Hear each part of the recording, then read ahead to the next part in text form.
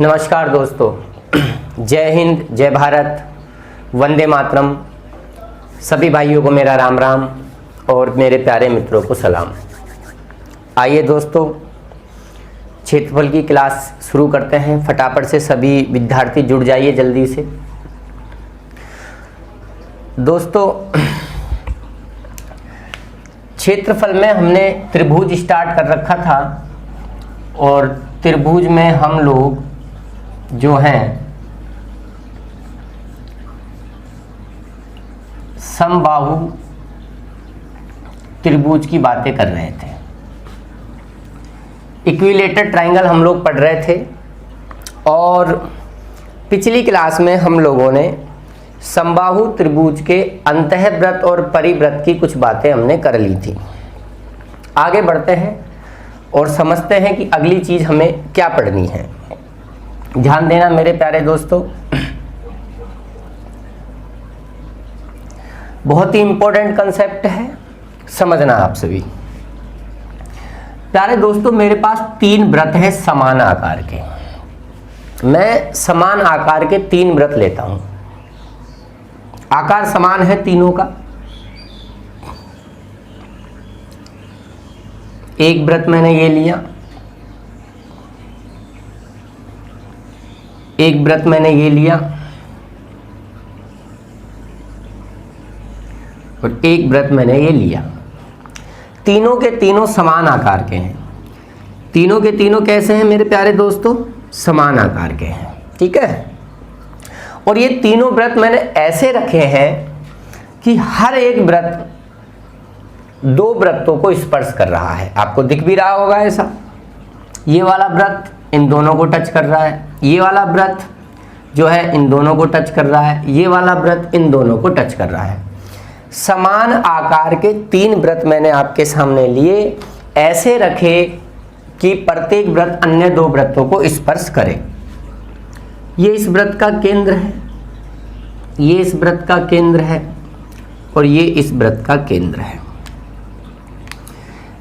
मेरे प्यारे दोस्तों, मैंने इन तीनों वृत्तों के केंद्रों को क्या कर दिया? मिला दिया।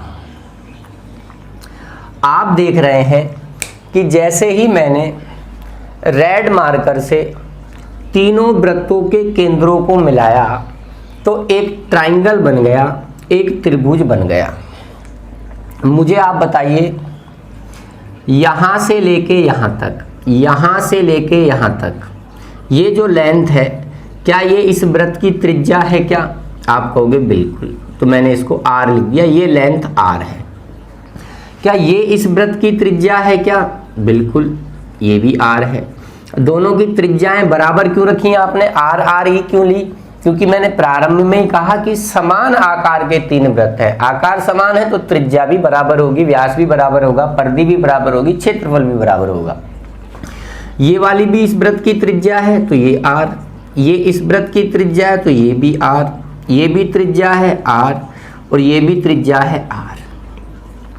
तो मुझे आप एक चीज बताइए, ये पूरी लेंथ 2r हो गई, ये पूरी लेंथ 2r हो गई, ये पूरी लेंथ 2r हो गई। यानी तीनों वृत्तों के केंद्रों को मिलाने पर जो त्रिभुज बन रहा है उस त्रिभुज की प्रत्येक भुजा 2r आ रही है। तीनों भुजाएं बराबर आ रही हैं। इसका मतलब ये त्रिभुज एक समबाहु त्रिभुज बन गया।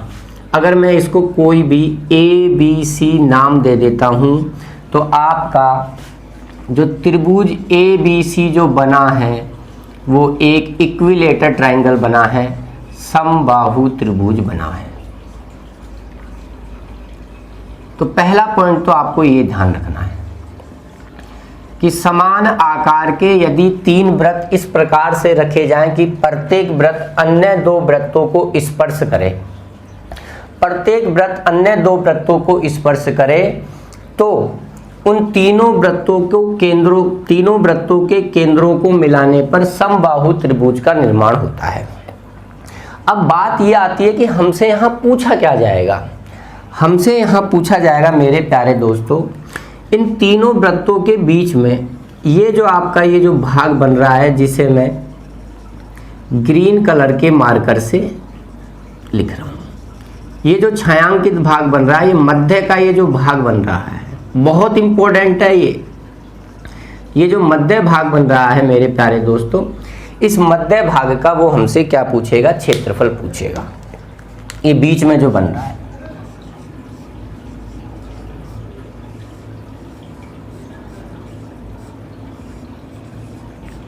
मध्य भाग का क्या पूछेगा मेरे प्यारे दोस्तों, क्षेत्रफल पूछेगा। अगर मुझे इस मध्य भाग का क्षेत्रफल निकालना है तो अब आप ध्यान से सुनना। ये है समबाहु त्रिभुज। आप सभी जानते हैं समबाहु त्रिभुज में प्रत्येक कोण कितने डिग्री का होता है, 60 डिग्री का होता है।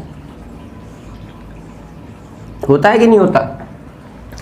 तो अगर मैं समबाहु त्रिभुज ABC के एरिया में से, त्रिभुज ABC के एरिया में से ये जो 3 त्रिज्यीय खंड बन रहे हैं, देखो ये वृत्त में 60 डिग्री पर ये त्रिज्यीय खंड बन रहा है ना, 60 डिग्री पर R त्रिज्या का त्रिज्यीय खंड बन रहा है, एक R त्रिज्या का ये त्रिज्यीय खंड बन रहा है 60 डिग्री पर ही, और एक 60 डिग्री पर ये R त्रिज्या का त्रिज्यीय खंड बन रहा है। तो अगर इस पूरे समबाहु त्रिभुज के क्षेत्रफल में से मैं 60 डिग्री के जो 3 त्रिज्यीय खंड बन रहे हैं, ठीक है, R त्रिज्या के 60 डिग्री कोण पर जो 3 त्रिज्यीय खंड बन रहे हैं उनका क्षेत्रफल अगर मैं घटा दूं तो बताओ छायांकित भाग का क्षेत्रफल आएगा कि नहीं आएगा? ठीक है, 3 त्रिज्यीय खंडों का मैं क्षेत्रफल घटा दूं, और तीनों त्रिज्यीय खंड बराबर हैं क्योंकि त्रिज्या भी बराबर है और 60 डिग्री पर बने हुए हैं। तो आइए, समबाहु त्रिभुज का क्षेत्रफल मेरे प्यारे दोस्तों क्या होता है, आप सभी जानते हैं, √3/4 गुणा समबाहु त्रिभुज की भुजा का स्क्वायर। समबाहु त्रिभुज की भुजा है 2R का अगर मैं स्क्वायर करूंगा तो आ जाएगा 4R स्क्वायर माइनस त्रिज्यीय खंड का क्षेत्रफल। त्रिज्यीय खंड का क्षेत्रफल होता है πr स्क्वायर θ/360।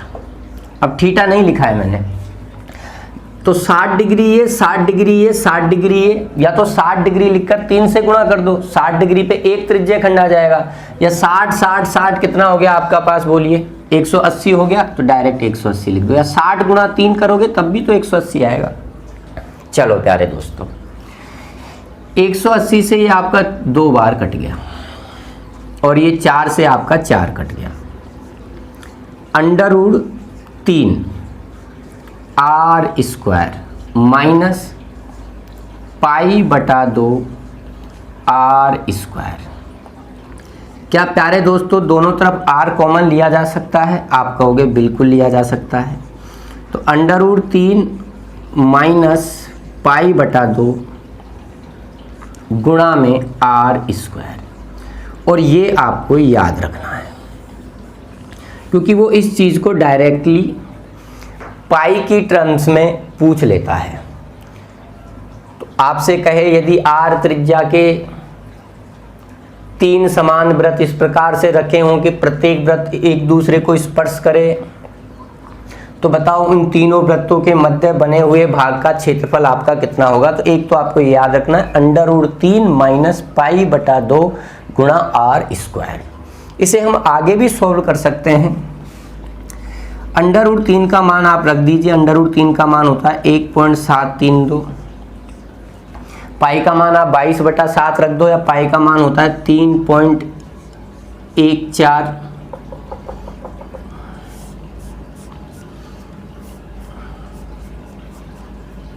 एक बटा में 2 गुणा में R स्क्वायर। दिखाई तो दे रहा है सभी को?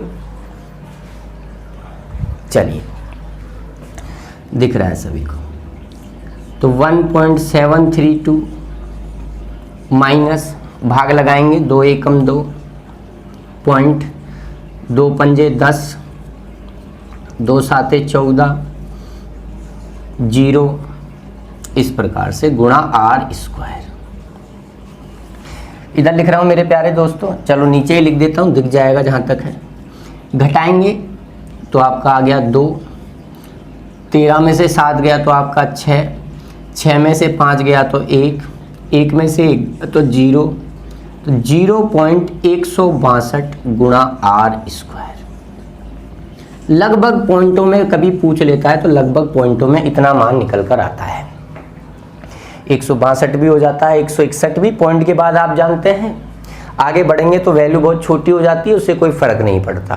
तो 0.162 गुणा आर स्क्वायर ये इसका मान है। तो आपको मेरे प्यारे दोस्तों दोनों ही याद रखने हैं, पाई का भी याद रखना है और ये पॉइंट वाला भी याद रखना है। तो उम्मीद कर रहा हूँ आप सभी को समझ में आया होगा। फटाफट से चीज़ का स्क्रीनशॉट ले लीजिए। कॉपी में अपनी में नोट कैसे बनाओगे कि यदि समान आकार के 3 वृत्त इस प्रकार से रखे जाएं कि प्रत्येक वृत्त अन्य 2 वृत्तों को स्पर्श करे तो उन तीनों वृत्तों के मध्य बने हुए भाग का क्षेत्रफल जो है निम्न प्रकार से ज्ञात किया जाता है। लाइट चली गई है दोस्तों, मैं थोड़ा ब्राइटनेस बढ़ा दूंगा, आप इसका स्क्रीनशॉट ले लीजिए।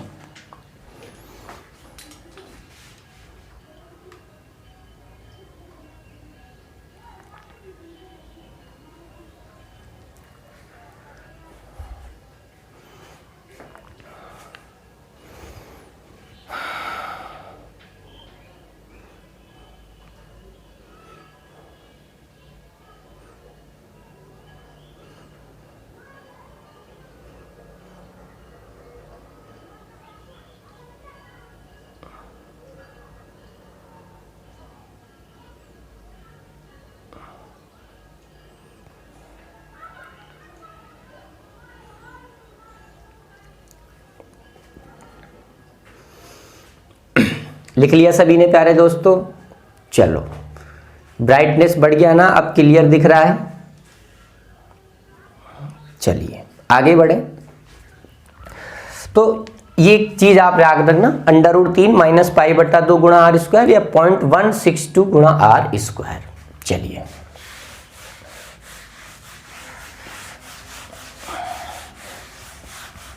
अब इसमें वो कुछ और क्या कर सकता है और क्या हमसे पूछ सकता है, जरा आप देखना। मैं थोड़ा सा इसको ऐसा कर देता हूं। मेरे प्यारे दोस्तों, ये जो अंदर ग्रीन पार्ट बना हुआ है, ये जो अंदर इन तीनों वृत्तों के मध्य का भाग बना हुआ है, अगर मैं इस मध्य भाग में मेरे प्यारे दोस्तों एक छोटा सा वृत्त बना दूं, ध्यान देना आप, एक छोटा सा क्या बना दूं मैं, वृत्त बना दूं। थोड़ा जूम कर लो, दिख जाएगा बच्चों को।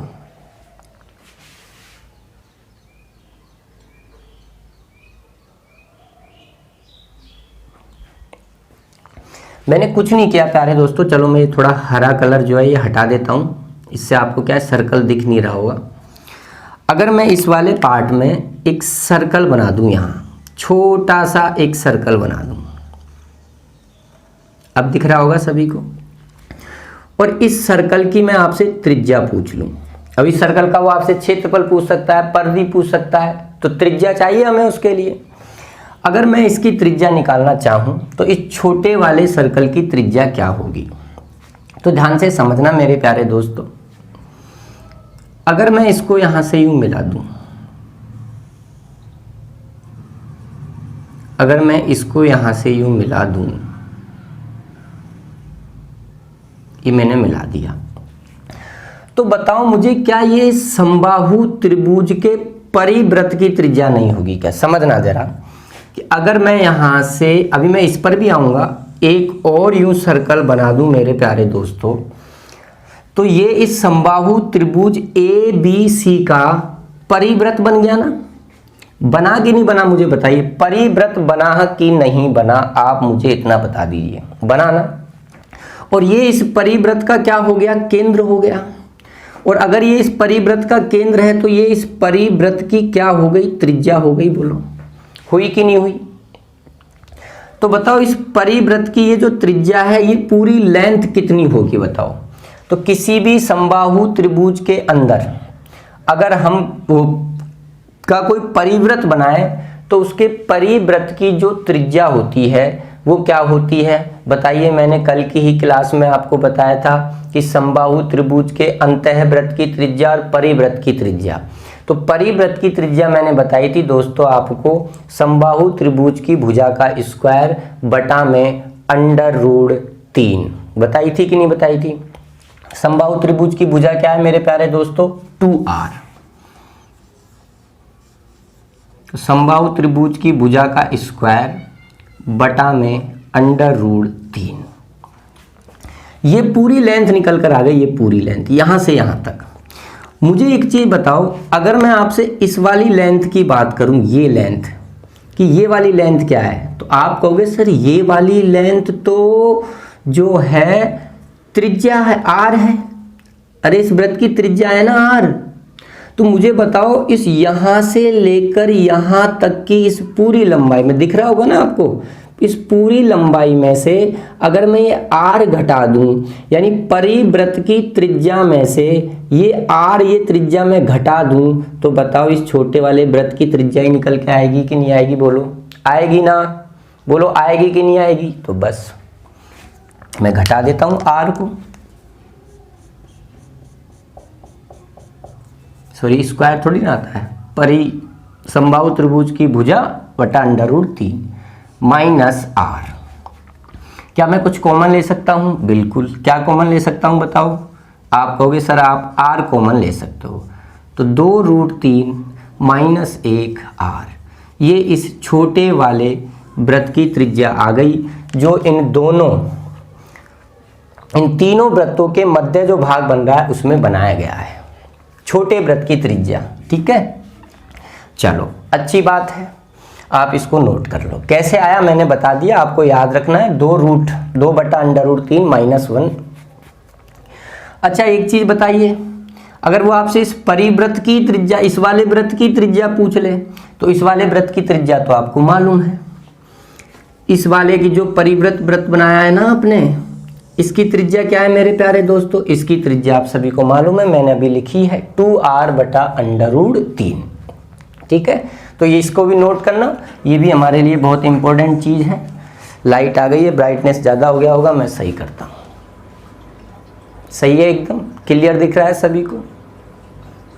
तो छोटे वाले वृत्त की त्रिज्या आपको याद रखनी है 2 बटा √3 -1, ठीक है, गुणा r। बोलिए समझ में आया। चलो आगे बढ़े, चलिए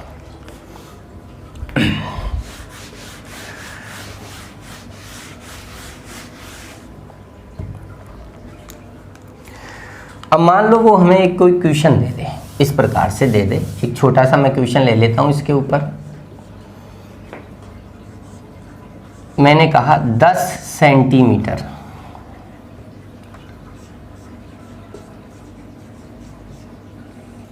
त्रिज्या के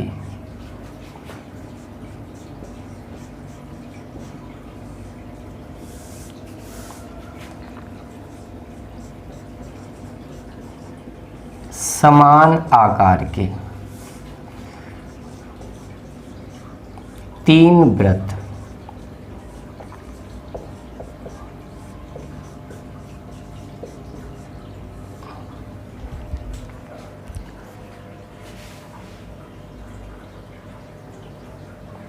दस सेंटीमीटर त्रिज्या के समान आकार के 3 वृत्त इस प्रकार से रखे गए हैं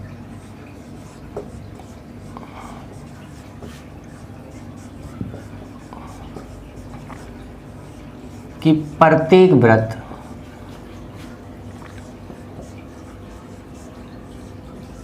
अन्य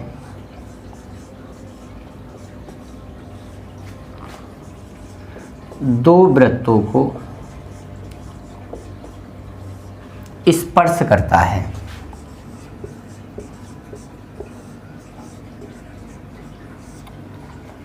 इन वृत्तों के मध्य बने भाग का क्षेत्रफल बताइए।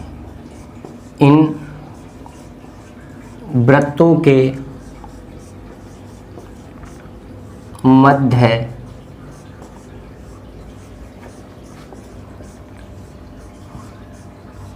बने भाग का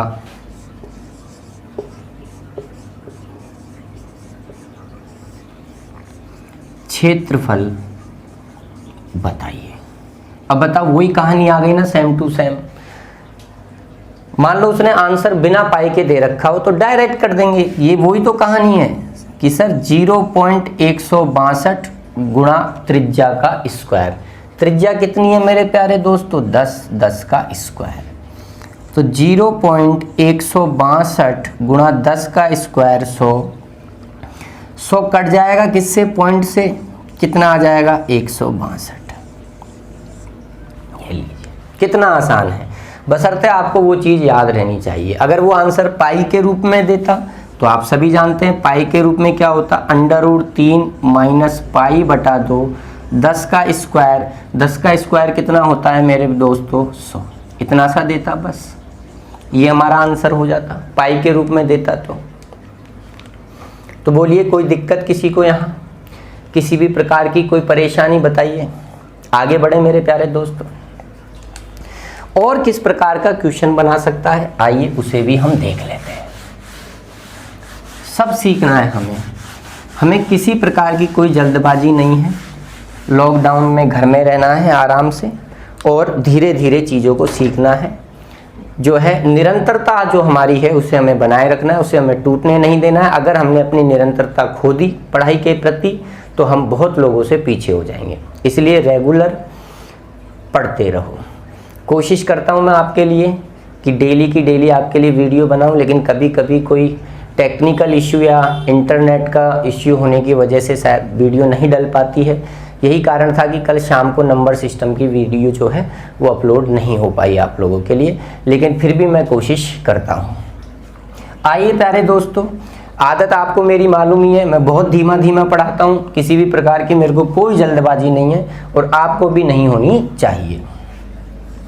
मान लीजिए एक नेक्स्ट क्वेश्चन वो हमसे यूँ दे दे, वो हमसे कह दे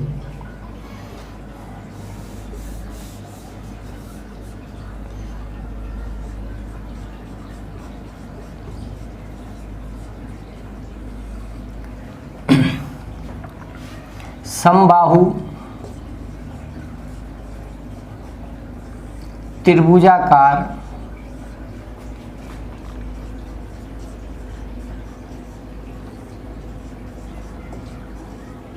किसी खेत की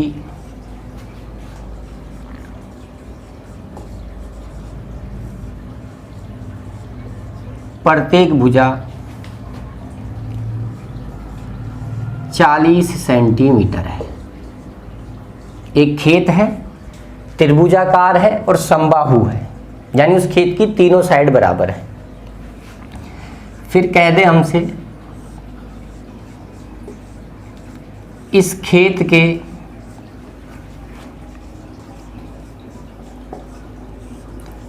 तीनों कोनों पर, इस खेत के तीनों कोनों पर 20 सेंटीमीटर लंबी रस्सी से 3 गाय बांधी जाती हैं। 3 गाय बांधी जाती हैं।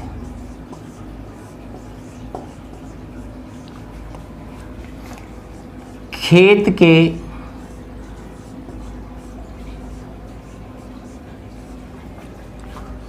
उस भाग का क्षेत्रफल बताइए। खेत के उस भाग का क्षेत्रफल बताइए जिसमें गाय घास नहीं चर या खा नहीं सकती, नहीं खा सकती है, नहीं चर सकती है। ये क्वेश्चन आपको दे दे। अब आइए समझिए, समबाहु त्रिभुजाकार खेत है। इधर ध्यान देना आप। मान लीजिए ये हमारा समबाहु त्रिभुजाकार एक खेत है जिसकी प्रत्येक साइड 40 है। ये भी 40 है, ये भी 40 है, ये भी 40 है। इस खेत के तीनों कोनों पर, इस वाले कोने पर, इस वाले कोने पर और इस वाले कोने पर 20 सेंटीमीटर लंबी रस्सी से 3 गाय बांधी है। एक गाय यहाँ बांधी है, एक यहाँ बांधी है, एक गाय यहाँ बांधी है। 20 सेंटीमीटर लंबी रस्सी से, ये पूरी 40 है तो 20 सेंटीमीटर मिड पॉइंट होगा, 20 सेंटीमीटर बीच का पॉइंट होगा, बीच का पॉइंट होगा। अब जब गाय खूंटे से 20 सेंटीमीटर लंबी रस्सी से बंध कर अधिकतम क्षेत्र में घास चरने का प्रयास करेगी तो आप सभी जानते हैं वो अगर इसके चारों तरफ घूमेगी तो सर्कल का ही निर्माण करेगी। ये मैं पहले ही बता चुका हूँ आपको व्रत के अंदर। तो यहाँ वाली गाय अगर इसमें घास चरने का प्रयास करे तो मेरे प्यारे दोस्तों वो इस एरिया को कवर करेगी घास चरने के लिए। करेगी कि नहीं करेगी बताओ? ऐसे इतने एरिया में घास चर लेगी जो यहाँ गाय बंधी हुई है। यहाँ जो गाय बंधी हुई है इस वाले खूंटे पर मेरे प्यारे दोस्तों जब वो घास चरने लगेगी और एरिया कवर करेगी तो ऐसे ही चरेगी। यहाँ जो गाय बंधी हुई है अगर वो घास चरने का प्रयास करेगी तो वो इस प्रकार से एरिया घेरेगी घास चरने के लिए। हमें दूसरे के खेत में तो चराना नहीं है, हमें तो अपने त्रिभुजाकार खेत में ही चराना है। तो इस एरिया में खा सकती हैं, इसमें यही तो वो एरिया है जिसमें वो घास नहीं चर सकती। और बताओ ये चीज़ अभी वही तो है जो मैंने अभी थोड़ी सी देर पहले आपको बताई थी कि समान आकार के 3 वृत्त इस प्रकार से रखे जाएं कि प्रत्येक 2 को टच करे तो बीच के भाग का क्षेत्रफल। उसमें क्या था, ये 2 वृत्त मैंने ऊपर बनाए थे, ये 1 वृत्त मेरा नीचे था। अब वो नीचे वाला एक ऊपर कर दिया, ऊपर वाले 2 नीचे बना दिए। इससे कोई फर्क पड़ता है क्या? कोई फर्क नहीं पड़ता। तो हमें इस वाले क्षेत्र का क्षेत्रफल निकालना है। वृत्त की त्रिज्या क्या हो गई? जो रस्सी की लंबाई है। वृत्त की त्रिज्या क्या हो गई मेरे प्यारे दोस्तों? जो रस्सी की लंबाई है जिससे गाय बांधी गई है। तो बस अगर उसने आंसर पाई के रूप में नहीं दे रखा है तो आप डायरेक्ट करोगे। सिखाया है आपको 0.162 गुणा त्रिज्या क्या है 20 का स्क्वायर। 0.162 20 का स्क्वायर आपका आ गया 400। ठीक है मेरे प्यारे दोस्तों।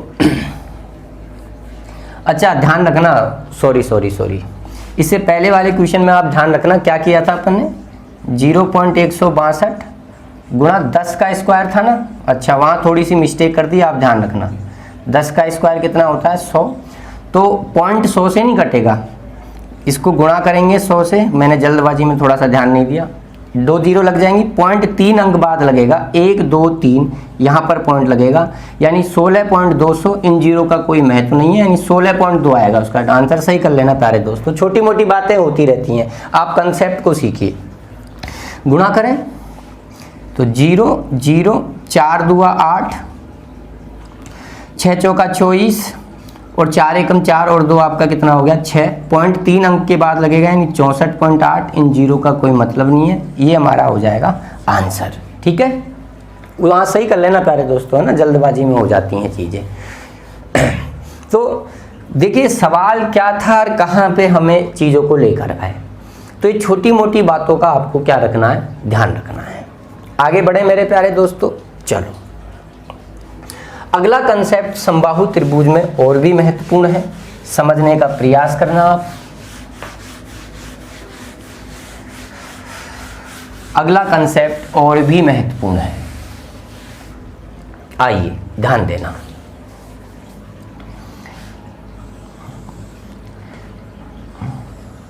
ये हमारे पास एक समबाहु त्रिभुज है, ए बी और सी। प्रत्येक साइड इसकी बराबर है, ये भी ए है, ये भी ए है और ये भी ए है। अब इस समबाहु त्रिभुज के अंदर कहीं पर भी कोई बिंदु है, कहीं पर भी कोई बिंदु है, यहां हो सकता है, यहां हो सकता है, यहां हो सकता है, यहां हो सकता है, कहीं भी हो सकता है। मान लीजिए यहां पर एक बिंदु है। अब इस बिंदु से, ये नहीं है कि ये बिंदु बिल्कुल बीच में ही हो, कहीं भी हो सकता है। अब मैं इस बिंदु से इस समबाहु त्रिभुज की तीनों भुजाओं पर लंब डालता हूं। एक लंब मैंने ये डाला, एक लंब मैंने ये डाला और एक लंब मैंने ये डाला। 3 लंब डाल दिए। समबाहु त्रिभुज है, जिसके अंदर स्थित किसी बिंदु से मैंने उसकी तीनों भुजाओं पर लंब डाला। ये मेरा P1 है मान लो, ये P2 है और ये हमारा मान लीजिए P3 है। ठीक है, अब ये लंब डाल दिए हमने तीनों भुजाओं पर। अब वो हमसे कहेगा कि बताओ इस समबाहु त्रिभुज की भुजा क्या है। लंबों की लंबाइयां देगा हमें, समबाहु त्रिभुज की भुजा नहीं देगा। हमसे कहेगा समबाहु त्रिभुज के अंदर किसी बिंदु से उसकी तीनों भुजाओं पर डाले गए लंबों की लंबाइयां इतनी इतनी इतनी हैं। और हमसे कहेगा बताओ समबाहु त्रिभुज की भुजा क्या है, बताइए समबाहु त्रिभुज की ऊंचाई क्या है, बताइए समबाहु त्रिभुज का परिमाप क्या है, बताइए समबाहु त्रिभुज का क्षेत्रफल क्या है, लंबों की लंबाई देकर। तो आइए समझते हैं। हम समबाहु त्रिभुज की भुजा निकाल लें तो हम क्षेत्रफल बता सकते हैं, परिमाप बता सकते हैं। ऊंचाई निकाल लें, ऊंचाई से भी हम क्षेत्रफल बता सकते हैं। तो आइए समझते हैं। प्रूफ बताएं इसका, चलिए आपको प्रूफ भी बता देते हैं। तो मैंने क्या किया प्यारे दोस्तों, मैंने इस वाले बिंदु को समबाहु त्रिभुज के इस वाले शीर्ष से मिला दिया, इस वाले शीर्ष से मिला दिया और इस वाले शीर्ष से मिला दिया, और इस बिंदु को मैंने O नाम दे दिया। जैसे ही मैंने बिंदु O को शीर्षों से मिलाया ABC से, तो आप नोट कर रहे हैं कि पूरा समबाहु त्रिभुज तीन त्रिभुजों में बट गया। AOB में बट गया, BOC में बट गया, AOC में बट गया। तो अगर मैं आपसे ये कहूँ कि भाई त्रिभुज ABC का जो एरिया है, त्रिभुज ABC का जो एरिया है वो तीन भागों में बट गया। AOB का एरिया, त्रिभुज AOB का एरिया, त्रिभुज BOC का एरिया और त्रिभुज AOC का एरिया, त्रिभुज AOC का एरिया। अगर मैं इन तीनों त्रिभुजों के क्षेत्रफलों को अगर मेरे प्यारे दोस्तों में जोड़ दूं तो मुझे बताओ क्या पूरे त्रिभुज ABC का एरिया आएगा कि नहीं आएगा? बिल्कुल आएगा। चलिए, त्रिभुज ABC का एरिया क्या होगा? समबाहु त्रिभुज का एरिया होता है √3/4 गुणा भुजा का स्क्वायर। भुजा क्या मान रखी है आपने? समबाहु त्रिभुज की A मान रखी है। सुनते रहिए आप बस मुझे। अब मुझे त्रिभुज AOB का एरिया निकालना है, AOB का एरिया निकालना है। देखिए मैं आपको बता चुका हूं कि किसी भी त्रिभुज में शीर्ष से सामने की भुजा पर लंब डालें तो उसे उसकी ऊंचाई बोलते हैं, और जिस भुजा पर हम लंब डालते हैं वो उसका आधार होता है। और इस कंडीशन में त्रिभुज का क्षेत्रफल होता है 1/2 आधार गुणा ऊंचाई। बताया था कि नहीं बताया था? बोलो। तो आप त्रिभुज AOB को देखो, AOB को देखिए। O से सामने की भुजा पर लंब डाला है P1, तो ये लंब ऊंचाई बन गया, और लंब किस पे डाला है? A पर, तो ये आधार बन गया। तो त्रिभुज AOB का एरिया हम निकाल सकते हैं 1/2 आधार, आधार है A और लंब की लंबाई है P1 प्लस। ऐसे ही त्रिभुज BOC में देखो, ये ऊंचाई हो गई P2 लंब, और किस पर डाला है? A पर, ये आधार हो गया। तो इसका एरिया आ गया आपका 1/2 A गुणा P2। और इसी आधार पर त्रिभुज AOC का एरिया आ जाएगा 1/2 आधार गुणा ऊंचाई P3। 1/2 आधार गुणा ऊंचाई, ऊंचाई है P3। ध्यान दीजिएगा, √3/4 गुणा A²। क्या मैं A/2 कॉमन ले सकता हूँ इधर से? A/2 मैंने कॉमन लिया तो P1 plus P2 plus P3, P1 plus P2 plus P3 आया कि नहीं आया? चलो, 2 से ये 2 बार कट गया, A² से इसको काटेंगे तो A आ गया, √3/2 गुणा A, और ये आ गया P1 plus P2 plus P3। मुझे A का मान निकालना है, समबाहु त्रिभुज की भुजा निकालनी है, तो इसको √3/2 को मैं उधर भेज दूंगा, तो ये आ जाएगा 2/√3 P1 plus P2 plus P3। और मेरे प्यारे दोस्तों A आपने क्या मान रखा है? समबाहु त्रिभुज की भुजा मान रखी है। तो ये समबाहु त्रिभुज की भुजा आपकी निकल कर आ गई। अगली बात यहाँ और समझने का प्रयास करना आप सभी, अगर किसी समबाहु त्रिभुज की भुजा ए है तो मुझे बताओ उसकी ऊंचाई या माध्यिका क्या होगी। बोलिए, आप कहोगे सर उसकी ऊंचाई या माध्यिका होती है √3/2 गुणा भुजा, यही होती है ना। और जरा आप देखना यहाँ क्या लिखा है, √3/2 गुणा समबाहु त्रिभुज की भुजा, और यही क्या है, उसकी ऊंचाई है या माध्यिका है। तो मैं डायरेक्ट ही तो कह सकता हूँ समबाहु त्रिभुज की जो ऊंचाई या माध्यिका h जो आई वो आई P1 + P2 + P3। ये बड़ी काम की चीज है, इसको आप ध्यान रखना कि यदि समबाहु त्रिभुज में अंदर स्थित किसी भी बिंदु से तीनों भुजाओं पर लंब डाला जाए तो उस समबाहु त्रिभुज की ऊंचाई या उस समबाहु त्रिभुज की जो माध्यिका होगी वो उन तीनों लंबों के योग के क्या होगी, बराबर होगी। ठीक है। और भुजा की बात करें तो a = 2/√3 P1 + P2 + P3 होगा। आगे बात करते हैं, आइएगा समझिएगा, क्षेत्रफल की और बात कर लेते हैं कि समबाहु त्रिभुज का जो एरिया है वो आपका क्या होगा। क्षेत्रफल होता है √3/4 भुजा का स्क्वायर, उससे कर लो, नहीं तो आपको मैं सीधा ही बता देता हूं, माध्यिका से भी तो मैंने क्षेत्रफल निकालना सिखाया था, माध्यिका का स्क्वायर बटा √3 सिखाया था, नहीं सिखाया था, इंपॉर्टेंट भी बोला था। चलो, माध्यिका क्या है, ऊंचाई क्या है, ये रही, तो माध्यिका या ऊंचाई का स्क्वायर, ऊंचाई होगी तीनों लंबों के योग के बराबर, तो माध्यिका का स्क्वायर बटा में √3, ये इसका एरिया आ जाएगा। तो बताओ चीज समझ में आई कि नहीं आई। और ये बहुत ही इंपॉर्टेंट है, अत्यंत ही इंपॉर्टेंट चीज है, ध्यान रखना आप इस चीज का। तो आप अपनी कॉपी में एक छोटा सा नोट बना के लिखिए, यदि समबाहु त्रिभुज के अंदर स्थित किसी भी बिंदु से, यदि समबाहु त्रिभुज के अंदर स्थित किसी भी बिंदु से तीनों भुजाओं पर लंब डाले जाएं, तीनों भुजाओं पर लंब डाले जाएं, तीनों भुजाओं पर लंब डाले जाएं तो उस समबाहु त्रिभुज की ऊंचाई, उस समबाहु त्रिभुज की ऊंचाई तीनों लंबों के योग के बराबर होती है। समबाहु त्रिभुज की ऊंचाई तीनों लंबों के योग के बराबर होती है। अब प्यारे दोस्तों, आप इस चीज का स्क्रीनशॉट ले लो, इसको नोट कर लो।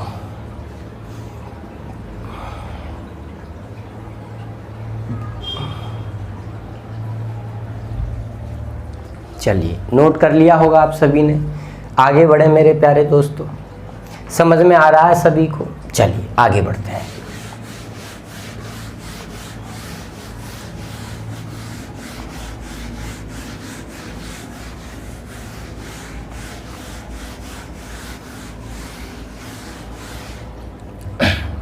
अब क्वेश्चंस कैसे बनाएगा, आइए देखिए। क्वेश्चन की बात करें, वो हमसे कहे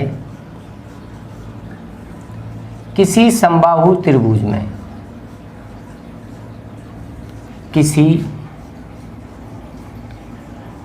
समबाहु त्रिभुज में, किसी समबाहु त्रिभुज में अंदर स्थित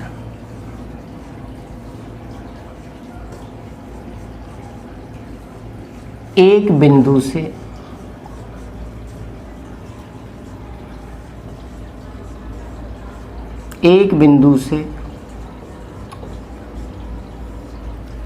त्रिभुज की भुजाओं पर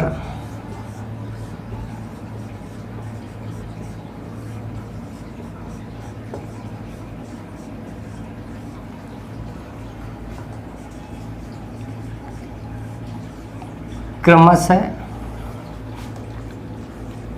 5 सेंटीमीटर, 4 सेंटीमीटर तथा 3 सेंटीमीटर माप के लंब खींचे गए, लंब खींचे गए। आपसे कह दे त्रिभुज का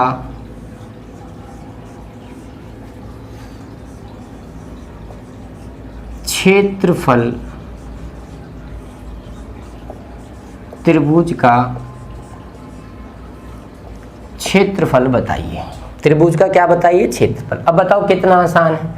अभी जस्ट आपको बताया था मैंने कि जो त्रिभुज है उसका एरिया क्या होगा, लंबों का square P1 plus P2 plus P3 का स्क्वायर बटा √3।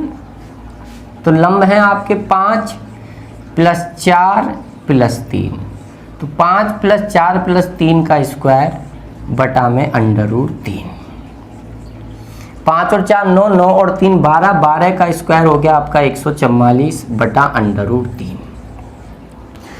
या तो आपको यही ऑप्शन में मिल जाएगा, या फिर आपको ऑप्शन ऐसे दे कि नीचे √3 ना दे, ये ना मिले, तो आप सभी जानते हैं नीचे से √3 को हटाना है, तो ऊपर नीचे हम इसको √3 से गुणा कर देंगे, समानीकरण कर देंगे। जब हम समानीकरण करेंगे तो 144 √3 और नीचे √3 और √3 गुणा होकर 3 बन जाएंगे, और 3 से जब हम इसको काटेंगे तो 3 चौका 12, 3 आठे 24, ठीक है, 12 2 बचा 24, 48 √3 उस समबाहु त्रिभुज का क्या आ जाएगा मेरे प्यारे दोस्तों? क्षेत्रफल आ जाएगा। तो बताइए क्या ये बातें आपको समझ में आई? आज की क्लास इतनी ही रखेंगे। मैंने आपको बताया थोड़ा सा टेक्निकल इशू और इंटरनेट प्रॉब्लम की वजह से ये समस्या उत्पन्न हो रही है, तो उस वजह से क्या है, थोड़ा सा वीडियो वगैरह को अपलोड करने में हमें दिक्कत आती है। छोटी छोटी बातें मैंने आपको बताई, ठीक है। अच्छा लगा वीडियो को लाइक और शेयर कर देना दोस्तों। फिर मिलेंगे नई क्लास में नए कंसेप्ट के साथ। जय हिंद, जय भारत, वंदे मातरम, भारत माता की जय।